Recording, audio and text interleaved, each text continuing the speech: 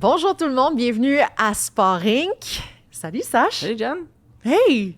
Es-tu excité Très, pour très. cette grosse entrevue qu'on a aujourd'hui? Parler de foot. Parler de foot. Le vrai foot. Oh yeah! Avec le président du club FC Supra, Rocco Placentino, nouveau club de la Première Ligue canadienne, ancien joueur aussi de l'Impact. Salut! Ça va? Ben, ça va très bien. En Oui, fait, on est là. ben, Une nouvelle équipe de foot. 2026, grosse année! Oui, ça a commencé avec une bang, comme on dit en anglais. On a lancé l'équipe le mois de septembre et on est là. Chaque jour, on court et on est vraiment fiers de ce qu'on est en train de faire. Vous avez commencé quand cette idée-là de créer une nouvelle équipe? Pour moi, durant le COVID, j'avais beaucoup de temps à la maison. Il n'y avait pas de sport. Comme tout le monde. Et alors, c'est là où j'ai dit, avec beaucoup de succès de jeunes joueurs québécois, dont des bourses de soccer aux États-Unis, des joueurs qui ont allé jouer dans le monde professionnel de soccer, football. Et c'est là où j'ai commencé à dire, pourquoi pas une deuxième équipe professionnelle ici au Québec, parce que c'était vraiment un besoin. Et c'était pas un vouloir, c'était vraiment un besoin pour les jeunes Québécois ici. Et de là, on a commencé à bâtir quelque chose, un projet, un plan. Et avec le succès que j'ai eu à Saint-Laurent, ça a amené à rencontrer des jeunes importants dans le monde de sport. Le premier, c'était Matt Rosetta, c'est un Américain qui a déjà des équipes dans le monde de sport, basket et soccer. Et lui, il avait un ami à Montréal qui s'appelle Angelo Pasto. Mm-hmm. Et on a fait cette grand match contre Toronto FC au stade Corobillard devant 7000 personnes avec tous des joueurs québécois et on a perdu 3-0. On s'entend, c'est une équipe MLS et nous, on était une équipe amateur. Exact. Un budget de 30 millions contre un budget de 100 000. Mais on a fait un bon show et c'est là où Matt et Angelo, ils m'ont rencontré et ça a commencé le machine à voir comment on peut avoir une équipe CPL. Est-ce que c'était facile? Non. Il y avait beaucoup de hauts et bas, mais on a essayé en fait 2 fois. Alors, aujourd'hui, on a une équipe CPL. Hey, j'ai plein de questions. On commence par quoi? Moi, je trouve que, écoute, moi, je veux juste d'abord commencer. Bravo. Bravo parce que Vraiment. On est des amateurs de sport, Jen et moi. Moi, j'ai grandi dans le soccer. Mon père est un amateur de soccer depuis longtemps. Quel club? Mon père était Arsenal. Ah, OK. Et il aimait, dans la Premier League, il aimait Arsenal. Il aimait beaucoup dans le Bundesliga Bayern. Fait cool. That would be that. Mais c'est ça. Puis, tu sais, j'ai joué pas un haut niveau, mais tu sais, j'aime beaucoup le sport. Puis de voir une équipe être née comme ça dans la CPL, qui est une ligue en croissance, bravo. Puis je pense que c'est bon, comme tu dis, c'est un besoin. Et on va en parler, tu sais, des besoins, justement. Comme, je pense d'éduquer un peu les gens qui nous écoutent et qui nous regardent. C'est quoi le parcours typique d'un joueur de soccer québécois qui aspire à jouer professionnel avant l'arrivée du Supra, maintenant? C'était vraiment difficile. Ça va être toujours difficile parce que c'est pas facile à être un joueur professionnel, donc, ou même un acteur ou un chanteur, c'est pas facile. Parce que c'est un travail particulier. La seule chose qu'il y avait avant le CPL, c'était le CF Montréal, qui est toujours là, et c'est une plateforme professionnelle pour les jeunes joueurs québécois. Ils ont l'académie qui fait vraiment bien. Mais après ça, il y avait seulement le pathway de école. Right? Alors, des bourses d'études ici au Canada, des bourses d'études aux États-Unis. Alors moi, quand j'étais à Saint-Laurent, on a placé dans les dernières 10 ans plus que 175 jeunes athlètes féminins et garçons. Et j'ai dit, c'est pas assez. Ils ont besoin plus des opportunités. Et quand j'ai mis cette chose cet été dans ma tête, j'étais vraiment tête dure et j'ai jamais lâché. Mais ça commence comment après ça? On a une idée, on cogne à la porte de qui? On fait quoi? C'est vraiment ça. Pour moi, c'était, j'ai appelé la CPL, comment ça fonctionne d'avoir une franchise. Avant le temps, c'était Mark Noonan, un Américain qui gérait ce genre de situation franchise. Et c'était pas facile. Tu as besoin d'un stade, tu as besoin des investisseurs, tu as besoin d'un bassin de joueurs que, ici au Québec, je vais être biased maintenant, mais on a beaucoup de talent. Alors, ça, c'était un green check mark. Mais les autres deux enjeux, c'était l'infrastructure, qui est toujours un problème, et l'investisseur, right? Alors, qui va dépenser des millions de dollars pour une franchise québécoise pour le CPL? Et alors, je pense qu'avec tout le succès de Celeron et tous les personnes où j'ai vendu mon projet, ils ont vu qu'est-ce que j'ai fait avec Celeron. Ils m'ont écouté de tout le talent qu'on a ici. Et ça a commencé là-bas. Et après ça, c'est les Roses, ils ont lancé le NSL. On est vraiment content de ça parce que le foot féminin aussi, c'est vraiment c'est haut niveau ici au Québec. Et de là, ils ont créé cette stade temporaire à Bas-de-Bologne. Oui. Et le projet était vivant. Et beaucoup de travail et beaucoup de convaincre des gens. Mais une fois et tous mes meetings que j'ai fait avec des investisseurs, avec le CPL, c'était avec le cœur. J'avais jamais eu des choses planifiées. C'était quelque chose... c'est sûr qu'on a fait la présentation le mois d'août 2025. On avait une présentation de 160 pages, mais j'ai même pas regardé. J'ai parlé avec mon cœur, même à ça, devant tous les patrons. Ouais. Ça, c'est Rocco. C'est mon style. Ouais, c'est ça. Moi, une chose qui m'a marqué avec la création de l'équipe, c'était l'annonce que tous les joueurs seraient des joueurs québécois. Oui. Qui a été une grosse annonce parce que ça pourrait vous limiter aussi dans l'acquisition de joueurs, dans les transferts potentiels. Qu'est-ce qui était derrière cette décision-là? Puis comment ça affecte vos opérations au niveau de signer des joueurs, des transferts, etc.? Il y a des pour et des contre sur des choses-là. Ma vision, c'était de suivre le projet Bilbao. En Espagne, c'est une club qui utilise beaucoup de tous les joueurs locaux côté basque. C'est une philosophie là-bas aussi. Oui, c'est ça. Et j'ai dit, les critères pour jouer pour cette équipe-là, tu dois être né ici, tu dois être déménagé ici à jeune âge, ou tu dois avoir au moins un an que tu as joué dans le système amateur semi-professionnel ou U17 québécois. Et pour moi, c'était non négociable. C'était ça. Je ne voulais pas changer. Même la Ligue m'a dit, mais est-ce que vous êtes sûr avec tous les joueurs québécois que vous pouvez compétitionner dans le CPL? Et j'ai dit oui, sans doute. Et on a reçu au moins, depuis le mois de septembre, plus que 400 joueurs dans le monde de foot, pas québécois, qui voulaient venir faire un essai. Beaucoup des agents qui nous écrivent pour dire « j'ai un joueur ici, j'ai un joueur là-bas ». Et moi, mon réponse, c'était « Est-ce qu'ils sont québécois? Non. Est-ce qu'ils ont joué au Québec? Non. Alors, ils ne peuvent pas. Alors, oui, est-ce qu'on est limité? Oui, 100%. Mais on est fiers de le produit qu'on a ici des Québécois. C'est vraiment fort. Est-ce que tu penses que ça va changer dans le temps, ça? Ou est-ce que ça va être gardé? Parce que je pense au transfert. T'sais, éventuellement, vous allez peut-être pouvoir transférer. Vous allez transférer des joueurs, ça va rentrer des revenus. Ouais. Là, après ça, des joueurs externes qui veulent transférer. Si vous achetez des joueurs, est-ce que tu estimes que ça peut changer dans le temps? Pour moi, c'est aujourd'hui, je dis non. J'ai des personnes qui sont mes patrons qui vont décider ces choses-là. Mais jusqu'à date, ils m'ont donné beaucoup de confiance. Oui. Et ma femme a dit la même chose. Mais Rocco aussi, les premières 2 années, tu as 5 joueurs qui ont fait une bonne année et tu les vends. Qu'est-ce que tu fais après ça? Et je dis, on a la relève. On a beaucoup de joueurs québécois. Oui. On parle de le CPL. Tu sais combien de joueurs québécois ils jouent dans le CPL, dans les autres équipes? Ben oui. Plusieurs. Oui. Et en plus, on a créé une bonne relation avec le CF. Oui. En tant que des jeunes joueurs qui sortent de leur académie, peut-être ne sont pas prêts pour le MLS, peut-être ils peuvent venir en prêt au Supra si on est dans le backyard. Oui, c'est ça. Et alors avec eux, on a un vraiment bon rapport et on espère que ça va continuer pour des années à suivre. Et du côté des commanditaires, ça doit aider aussi peut-être à trouver des commanditaires québécois. Oui, c'est sûr qu'on a lancé l'équipe fin septembre. On a commencé à jouer le mois d'avril. Quand j'étais à Celeron, j'étais en charge de la commandite aussi. Alors c'est une de mes fortés aussi, à ramasser d'argent.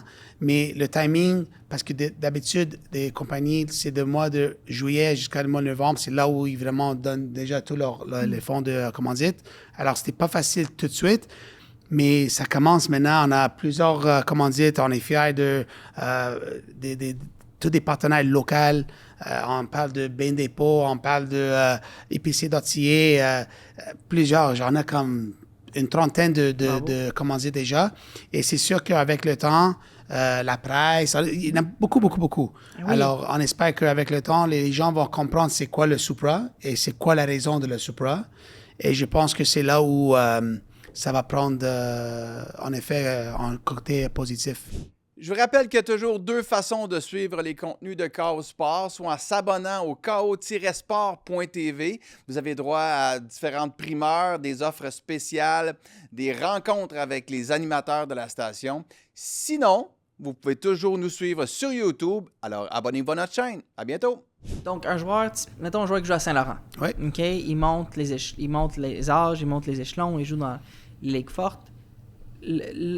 C'est quoi est-ce que c'est encore l'universitaire pour ensuite revenir avec le Supra ou est-ce que le Supra devient un compétiteur au réseau universitaire américain, par exemple? C'est comment vous positionnez votre place par rapport à ces options-là? Alors, c'est sûr qu'avec le Supra, dans le futur bref, on va avoir une équipe réserve, peut-être 2 équipes réserves avec une académie, une structure de jeunes joueurs en style hybride, qu'ils restent dans leur club amateur parce que moi, j'ai vécu mes années dans le foot amateur et j'aimais beaucoup jouer avec mes amis. Alors, on ne veut pas enlever ce sentiment de le joueur et de le parent qu'il est content avec leur club. Alors, on veut faire en sorte qu'il peut faire son club et aussi faire l'académie LC Supra. Est-ce qu'on va aller en compétition avec l'universitaire? Oui, c'est sûr.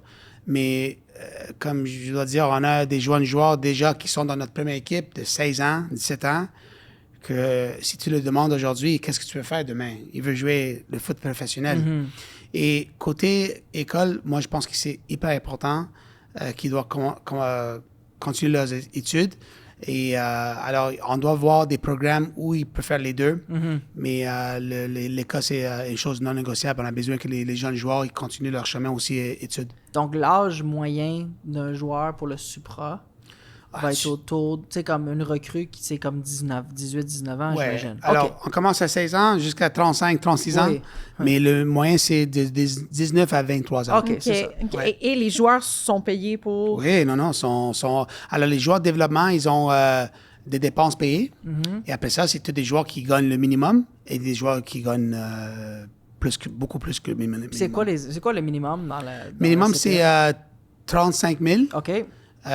Et il va y avoir des joueurs qui peuvent gagner plus que 100 000 l'année, avec maison payée, des choses comme ça. Alors, bonus, toutes ces choses-là. Fait que la maison payée, en plus, comme le fonctionnement en Europe, fait qu'ils peuvent avoir des avantages comme ça, qu'on paye le logement. Alors, le projet, c'est un projet québécois. Alors, beaucoup des joueurs, ils restent sont locaux. Alors, ils habitent déjà à leur maison. Mais mettons, Atlético, un club à, mettons, Ottawa, ou un autre club dans le CPL. Non, ils sont tous des jeunes étrangers. Et le but de notre projet, c'est que vous venez d'ici. Mais c'est sûr qu'on a des joueurs qui viennent de Trois-Rivières. Ils ne peuvent pas faire chaque jour Trois-Rivières à Laval. Alors, on le place dans un appartement. Mais ma question, c'est les autres joueurs dans les autres équipes de la Ligue. Est-ce qu'il y a un maximum est-ce qu'il y a un salaire maximal que les joueurs peuvent atteindre ou c'est libre marché de négocier? Non, alors il y a un salary cap. Oui, c'est ça. Le salary cap, c'est 1,8 million. Les autres équipes comme Ottawa, comme exemple, il y a beaucoup de joueurs en prêt de la Ligue mexicaine qui est affiliation avec Atlético Madrid Mexique. Alors, mais pas tous les joueurs. Je ne sais pas combien de joueurs viennent d'Ottawa. Si tu envoies le roster, peut-être quelques-uns. Mais ça, c'est le beauté. On pense qu'on est le seul club en Amérique du Nord qui essaie de faire ce format local. Il y a moins de dépenses. Les salaires sont moins parce que notre vision, c'est de lancer le joueur. Alors, c'est difficile à décrire parce que c'est nouveau, mais quand les gens vont vraiment savoir comment et pourquoi on fait ça, c'est une grande fierté québécoise. Énorme, parce que si tu es capable de mettre le talent québécois en lumière et d'après ça, de les aider à se propulser, parce que là, on parlait de transfert, tu sais. Oui. Donc, pour ceux qui nous écoutent, qui sont moins familiers avec le soccer, tu sais, il y a toute une culture au soccer de transfert, tu sais. On est très hockey, tu sais, on en parlait en ronde du Canadien et tout, puis comme les échanges de joueurs en échange de dons, mais au foot, puis Rocco, tu pourrais nous expliquer davantage, mais il y a toute cette culture autour de quand tu développes un joueur, ben, si tu peux le vendre à un autre club en échange d'argent, c'est bien vu par les partisans aussi. Oui, c'est vraiment ça. Et je peux te donner un exemple comme Ismaël Koné. C'est comme on était un club amateur, on ne peut pas vendre un joueur parce qu'on est amateur. Mais quand il allait à l'ECF, il y avait un grand transfert. Alors, l'athlète, c'est comme... c'est ton immobilier. Like, you own it. C'est à toi. Alors, quand tu veux le vendre, tu le vends et il y a beaucoup d'argent là-dedans.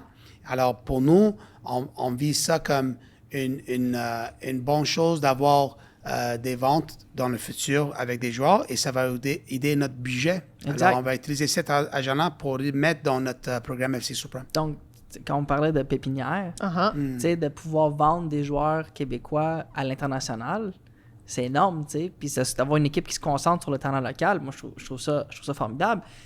Question. Quand va venir le temps des transferts, quand vous regardez toutes les ligues à travers le monde, là, quelles sont les ligues visées qui feraient du sens pour qu'un joueur du Supra, vous auriez un marché pour? Est-ce que c'est la MLS? Est-ce que c'est des ligues européennes? Si on parle ici, c'est la MLS. Oui. Et avec le but de ça, c'est que tu peux faire une négociation qu'il passe à la MLS et si lui, il est vendu de la MLS à un autre club, tu as un pourcentage. Oui. En Europe, on parle de la Belgique. Oui. On parle de le Suède, Iceland, Scandinave, il y a beaucoup d'équipes là, dans ces pays-là. Malta, Italie, Allemagne. Deuxième division, troisième division? Ça dépend. Et je pense que si on parle de les grands pays comme Angleterre, Italie, France, Espagne, c'est sûr que c'est peut-être deuxième, troisième division. Belgique, peut-être des équipes dans le middle pack, des équipes en première division. OK. Mais on ne sait jamais. On voit un gars comme Moïse Bombito, il a passé de Iowa College à Colorado Rapids et après ça à Nice en France. Ouais. Et donc, tout dans une année. Alors, c'est the sky's the limit, right? Alors, on ne sait jamais. Puis là, on va avec la Coupe du Monde. C'est des l'Impact, ça va être... ça va être fou. Et chaque fois qu'il y a une Coupe du Monde, le sport pour les prochaines 5-10 ans, c'est énorme. Tous les gens qui vont commencer à jouer, en plus le soccer. Est-ce que c'était ça le plan à la base, d'y aller en 2026 avec la Coupe du Monde, ou tu aurais voulu peut-être plus tôt? Ou... Non, pour moi, la Ligue a dit que 2026, c'était tôt, parce qu'il y avait comme 6 mois à préparer. Mais il voulait qu'on rentre dans la Ligue 2027.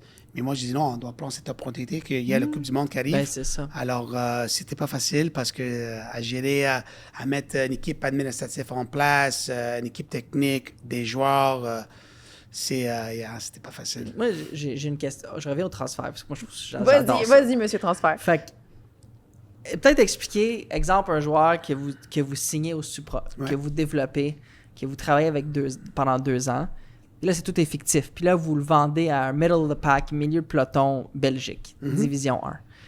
Quel serait le coût de développement, incluant les salaires qu'on paye aux joueurs? Puis ça ressemble à quoi les transferts, les montants d'argent que le Supra pourrait recevoir, tu sais, en termes de par rapport à ce qui se fait avec la MLS, avec d'autres équipes de la CPL. Juste, je trouve ça intéressant de comprendre le côté chiffre de ça. Je peux le positionner comme ça. Alors, si on vend un joueur au Belgique, ça se peut que tu remontes 2 à 500 000 $. Et si peut-être un jour, cette joueur qui joue dans cette équipe belgique, il est vendu en équipe en Allemagne pour 10 millions, on a 10% qui retourne au club. Alors, il y a toujours un retour. Et alors, je pense que le moyen, c'est vraiment ça. C'est entre 200 000 et 500 000 $.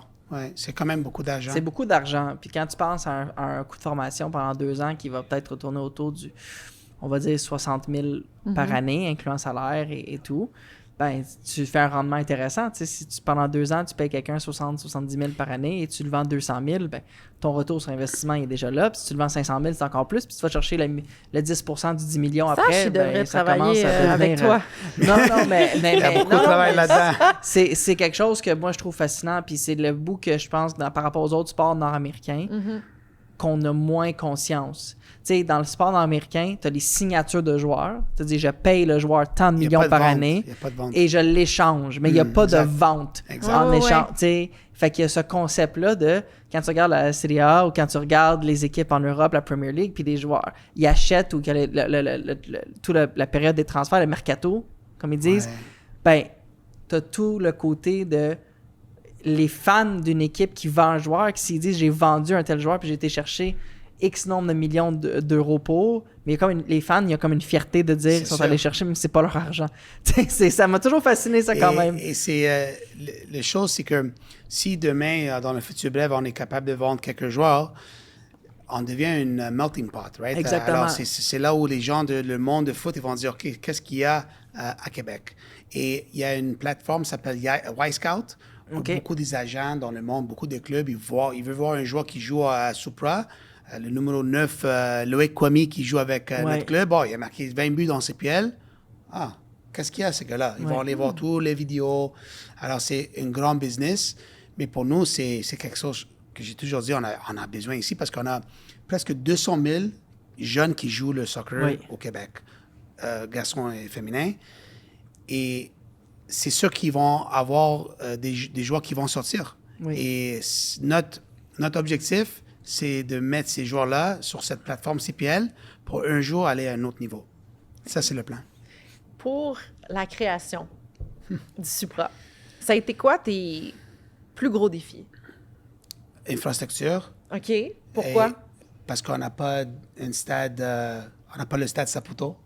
On avait Bois de Bologne et grâce à les Roses qu'ils ont convaincu et ils ont eu une entente avec Bois de Bologne-Laval de construire un stade temporaire, de jouer ces matchs à domicile à Laval. Si c'est pas pour ça, on n'est pas là aujourd'hui. Et le deuxième gros défi, c'est ramasser les fonds pour avoir une franchise parce que ça coûte cher. Et la troisième chose, c'était une étape vraiment difficile, c'était l'application d'une franchise. Il y avait plusieurs groupes ici au Québec, ils ont échec, des fails. Ils n'ont pas réussi d'avoir une franchise. Plusieurs groupes. Parce qu'il y avait beaucoup sur le côté business, mais pas sur le côté business et sportif. Parce que tu dois avoir un bon mélange et c'est ça la raison. Rocco, tu parlais que le CF vous a bien accueilli. Oui. Tu sais, ça a été bien.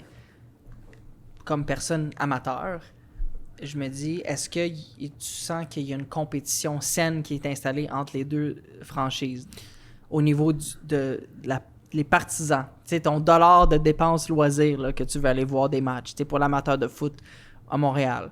Si le CF connaît des succès, ben c'est bien, mais si le CF connaît pas de succès puis les Supra connaissent du succès ou vice-versa, est-ce que c'est quelque chose qui tu as senti que ça joue dans la balance ou pas du tout? Pas du tout. C'est deux ligues complètement différentes. L'MLS est là, CPL est là. Ça fait 7 ans qu'il existe. L'MLS, ça fait 40 ans. Oui. Alors ça, c'est la première des choses. Les budgets. MLS, c'est des millions de dollars par année. Nous, c'est même pas une fraction de ça. Alors, il n'y a pas une compétition sur cette front-là. Un partisan de foot, s'il aime le foot, il va aller voir le CF et il va aller voir le FC Supra parce qu'on joue. J'ai fait par exprès de ne pas avoir les matchs sur la même journée. Ça, il le fallait. Ouais, alors c'est pour nous, j'ai jamais vu ça comme une compétition. J'ai vu ça, pour dire la vérité, une plus. Parce que si on a un bon joueur qui joue dans le FC Supra, on a une bonne entente. Je veux dire, le personnel de CF, hey, regarde, on a ce jeune joueur-là, je pense qu'il est à niveau MLS, et on fait une entente. Alors, je vois ça comme une chose positive. Est-ce que c'est un peu comme le Rocket puis le Canadien de Montréal? J'allais dire, ça ressemble. Oui, non, je pense que oui. Puis juste pour faire du pouce sur ce que Rocco dit, moi, j'ai un de mes bons amis qui s'appelle Benoît, qui est un énorme fan de foot. Billet de saison au CF, puis il suit le Supra à chaque match, puis comme tu dis, il va aux deux. Lui, il suit les deux, puis c'est un gars qui tripe sur le foot. A suivi l'Impact depuis, je me rappelle, tous tes matchs. Je connais vraiment là, tout ce qui entoure ça. Puis avec l'arrivée du Supra, ben, je vais dire, là, le coup de dire que ce serait juste des joueurs locaux, moi, je pense que c'est un coup de génie. Parce que, tu sais, je suis pas un expert, qui suis-je pour le dire, dans le sens c'est de l'externe. Non, mais c'est vraiment... Je pense que ça va venir amener beaucoup de sentiments d'appartenance avec l'équipe, surtout une équipe qui débute. Tu sais, quand tu commences une nouvelle équipe, c'est difficile d'aller chercher l'auditoire puis l'attachement.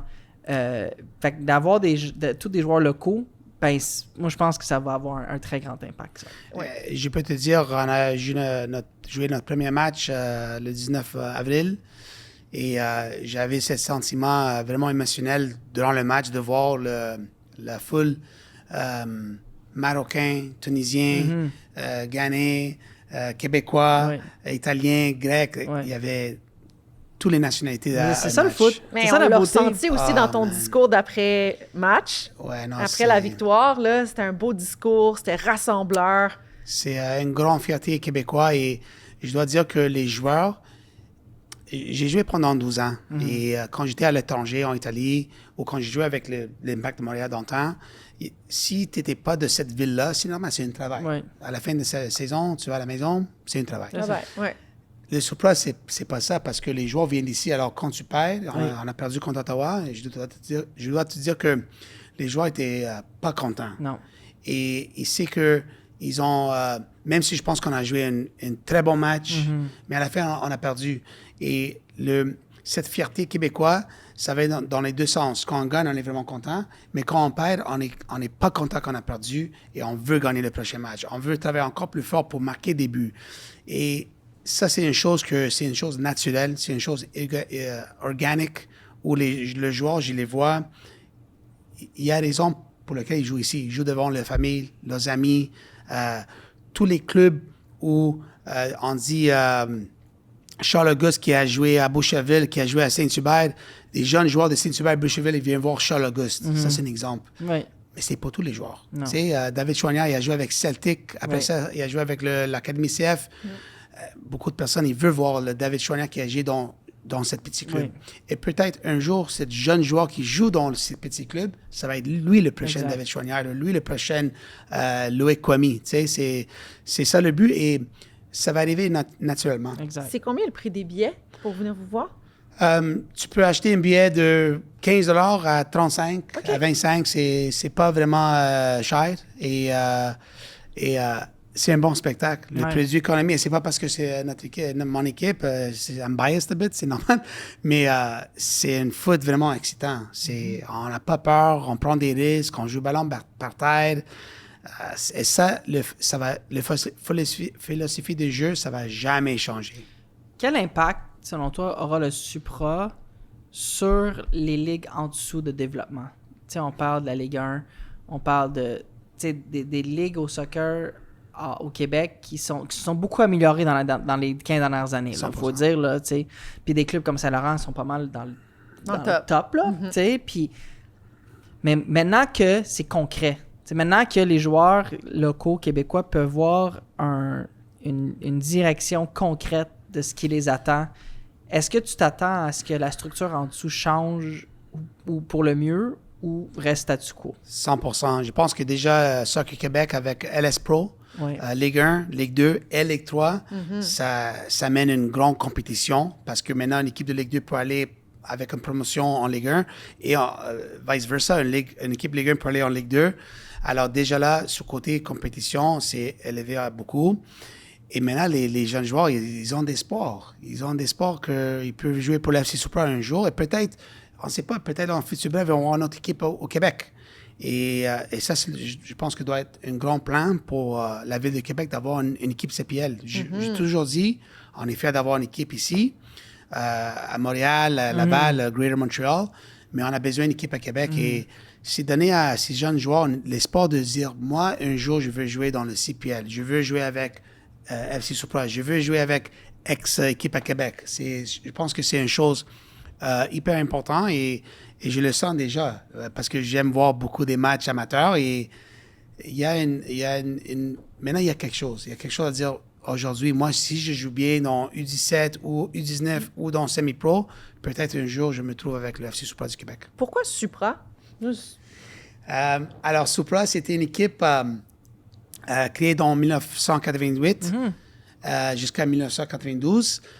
Une équipe qui a joué dans la Ligue CSL, la Ligue canadienne, professionnelle, avec beaucoup de joueurs locaux. Et on a présenté 7-8 joueurs dimanche passé, le 19 avril.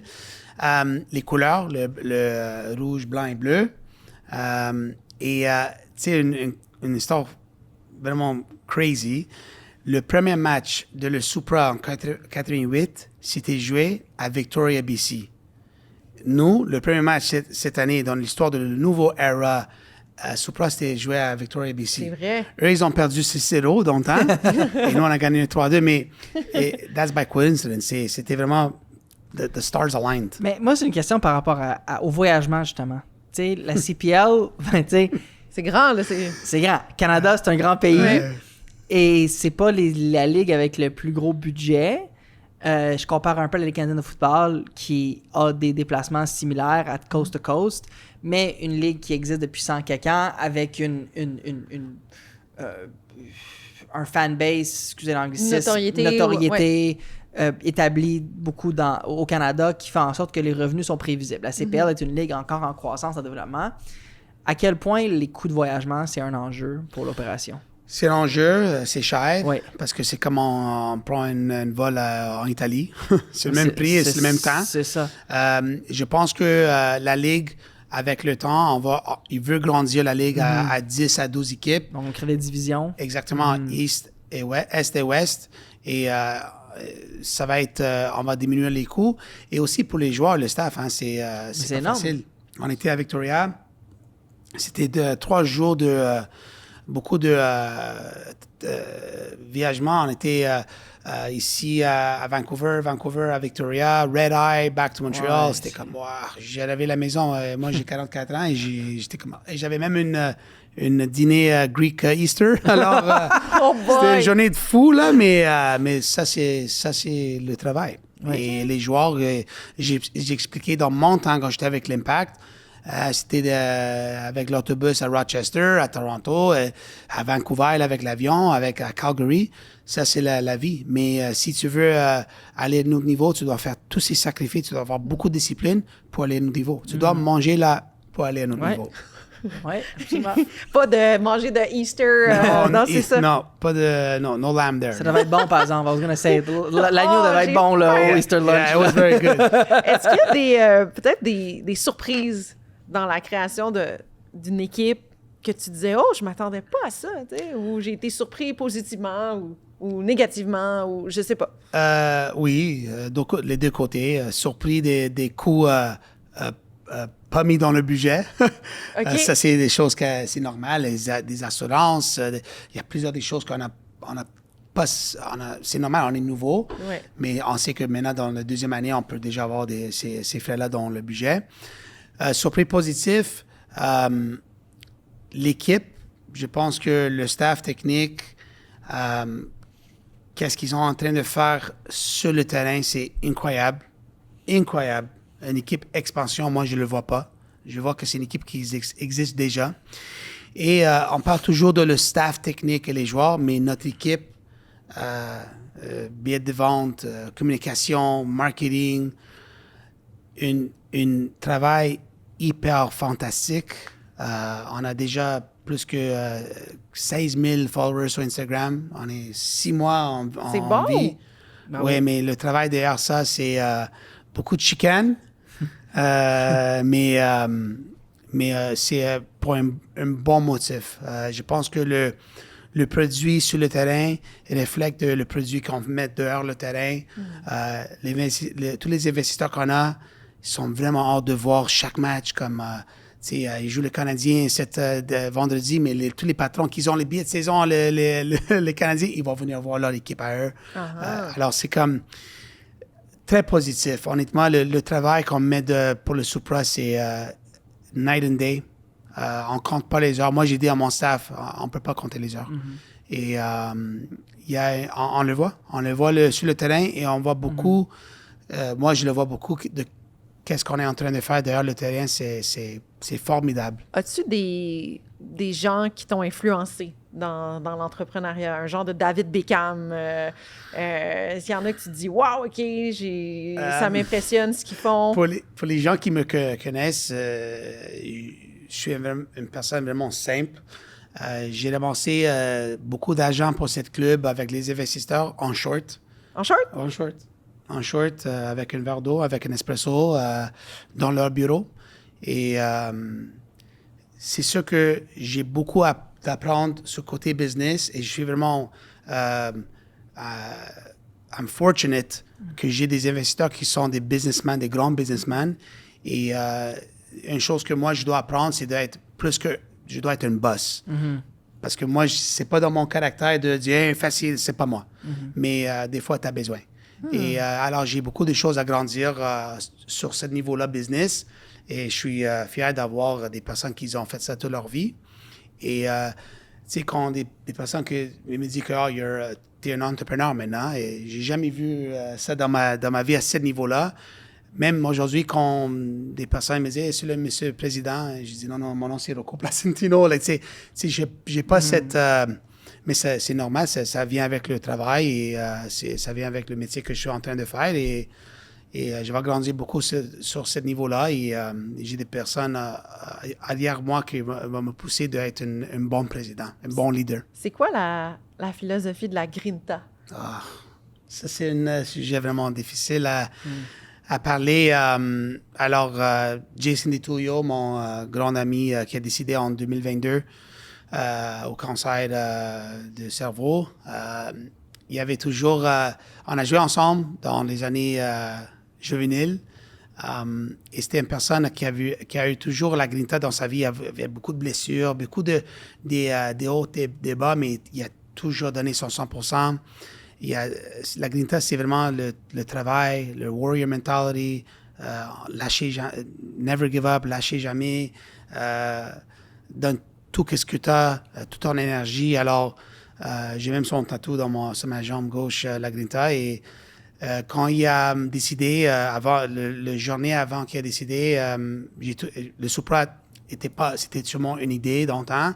J'ai dit que Jason, ton legacy, la Grinta, va être toujours dans notre vie. Alors, à Saint-Laurent, je l'ai mis dans tous les chandails de match, son numéro 7 avec la Grinta. Et c'était le minimum que je peux faire pour lui. Dans tous mes discours, je parle de Jason, de la Grinta. Et aujourd'hui, je suis fier de dire que le Supra, la Grinta, c'est notre armband. Ça va être toujours là. Et même dans notre headquarters, où on est notre installation à Bois-de-Boulogne, dans les vestiaires, maintenant, on va commencer à mettre des lettres ou des mots. La Grinta, ça va être dans le vestiaire avant que tu sors, parce que c'est toujours le corps de c'est quoi la Grinta. Et dans le gymnase, à notre headquarters, il va y avoir des petits quotes de Jason. Et ça, c'est quelque chose que je sais qu'il est en haut là, qu'il est vraiment fier de moi. Et même vraiment fier de tous les Québécois qui jouent le foot. Wow! Ah, c'est super. Ça a été très difficile pour tous les amateurs de foot, là, le décès de Jason. Mais il est chanceux. Je sais qu'il te regarde en haut pour que tu continues son leg. Ah, forever. Et c'est vraiment impressionnant. Moi, comme je disais en début d'épisode, je suis très heureux de l'arrivée de cette équipe-là. Je pense que ça envoie un message vraiment inspirant pour tous les sports, toutes les disciplines sportives. Ah, absolument. C'est pas facile, ça a l'air de rien, là, mais t'en parles. Oui, je comprends des shorts, des verres d'eau, des espresso, mais ça a été a lot of convincing, beaucoup de discussions, puis beaucoup de refus. C'est sûr qu'il y en a qui ont dit non, il y en a qui voulaient pas. Oui. Fait que persévérance, tu l'avais, on parle de la Grinta, tu l'as eu dans ton travail comme président et président futur, Sans donc faute. tu l'as montré. C'est quoi les plans, donc, si on revient un peu au côté business, on parlait de transfert tantôt. L'horizon de temps avant qu'on commence à voir des transferts, on vise quoi d'ici 2 ans, 3 ans? Oui, 2-3 ans. 2-3 ans. Oui. Et est-ce que ça va être focus plus la vente ou d'acquisition aussi au niveau du Supra? Est-ce que la CPL, il y a beaucoup d'acquisitions ou pas beaucoup? Non, pour nous, c'est le philosophie, c'est notre bassin de joueurs vient du Québec. Oui. Alors ça, c'est l'acquisition, c'est gratuit. C'est ça.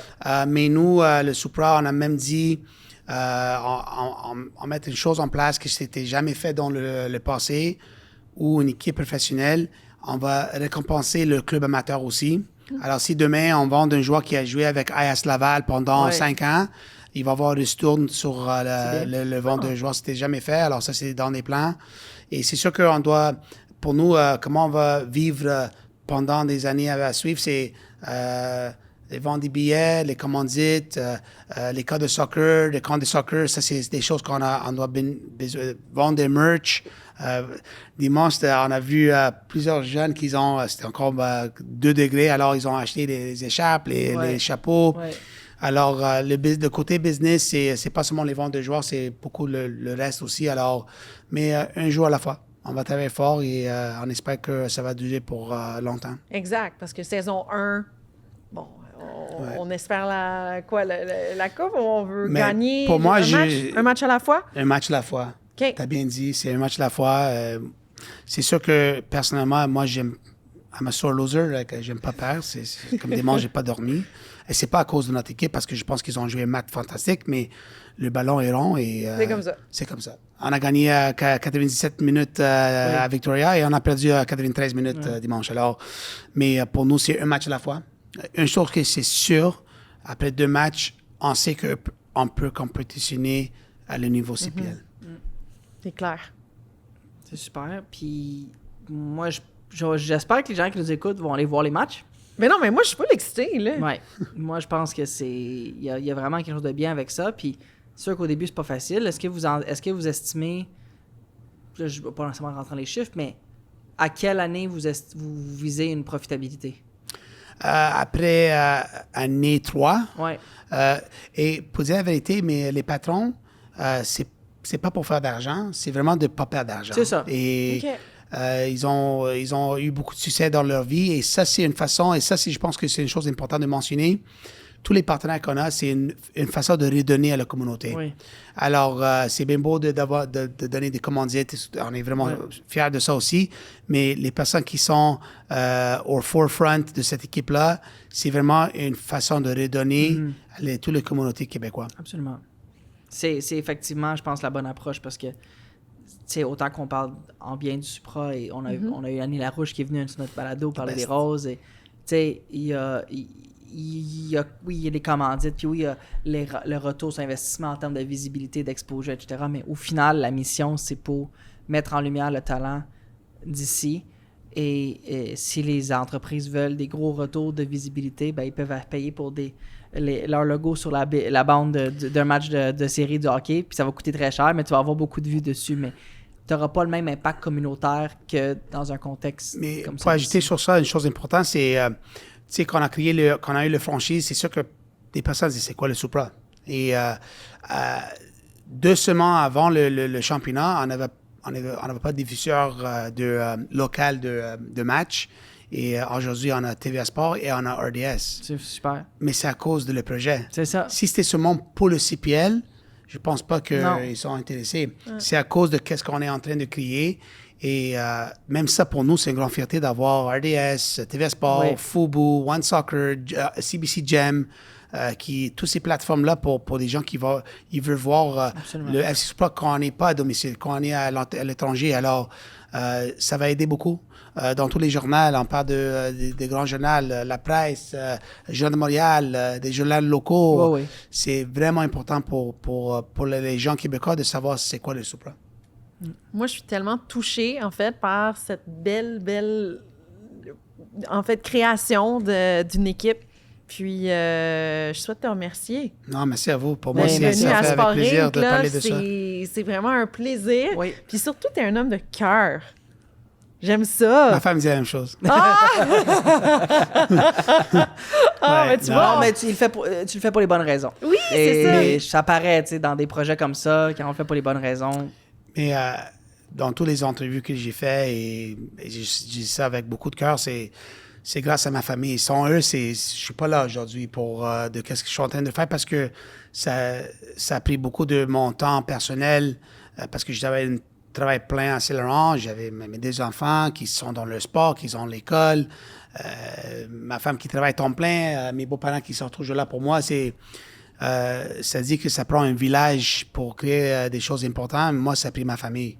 Et maintenant, c'est le village du Québec de savoir c'est quoi le Supra. Et j'espère que avec le temps, on va avoir des supporters qui qui vient savoir c'est quoi la Supra et le pourquoi. C'est ça, des supprateurs. Des Supprateur, je suis fatigué. non, on va se prendre un petit espresso. Merci beaucoup. Merci à vous. Merci, Rocco. Merci à vous. Merci, Merci. Diane.